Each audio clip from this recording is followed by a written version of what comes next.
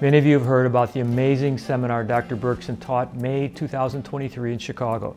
After almost 50 years in practice, she shared so many clinical pearls that I took over 20 pages of notes.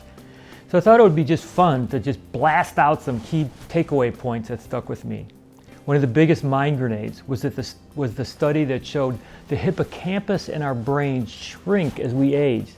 The hippocampus is that part of us that reasons and remembers. It's the part of us that's us. The MEDEX study at Yale used pre- and post-imaging to see if exercise and meditation could slow or stop the hippocampus from shrinking. After 2 years, they found neither consistent exercise at 300 minutes a week, nor a type of daily meditation called mindfulness could stop hippocampus shrinking. However, in another study, hormone replacement increased brain size in as little as 6 weeks. Dr. Berkson shared a second hormone replacement study which showed an increase in hippocampal size in 3 months. As we age, we know hormone levels decrease.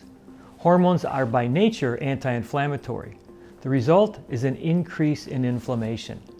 Also, as we age, follicle-stimulating hormone, FSH, starts to rise.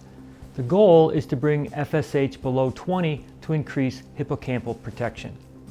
As she lectures across the country, doctors are coming up to her and sharing that when testing hormones for young people, they are testing lower and lower. 20-year-old boys having low testosterone, girls in their teens with low estrogen and progesterone. She shared studies that show negative effects from hormones were either poorly designed and authors later changed their analysis, or the studies involved either progestins or oral estrogen.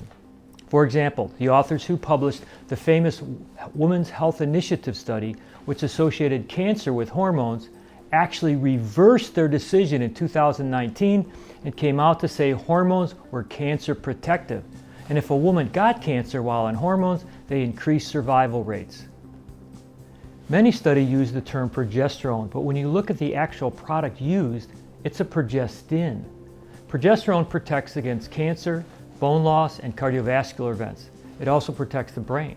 But when natural progesterone is modified to make it patentable, it becomes a progestin. Progestins have been linked to bone loss, cancer, and cardiovascular events and do not protect the brain. Birth control pills mostly contain progestins. Birth control pills also have anti-androgenic effects, meaning they reduce testosterone. That means less muscle mass and less interest in sex. Oral contraceptives also rinse minerals out of the body and cause thick blood. Most chronically ill patients have thick blood. Some of the best ways to thin blood is with fish oil, enzymes like Intenzyme Forte, and to donate blood. She discouraged any form of oral estrogen. Any negative studies that have been done were done with oral estrogen.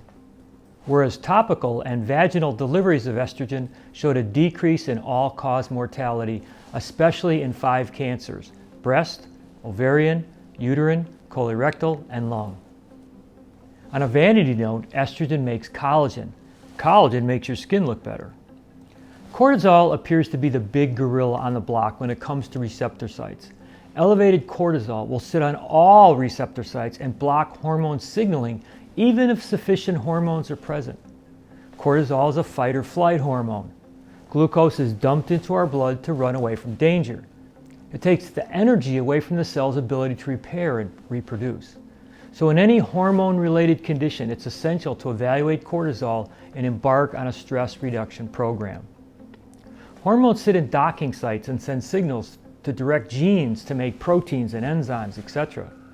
All our hormones need nutrients like magnesium, zinc, iodine, boron, and vitamins B6 and A to make sure hormones dock in receptor sites properly and transmit sufficient information.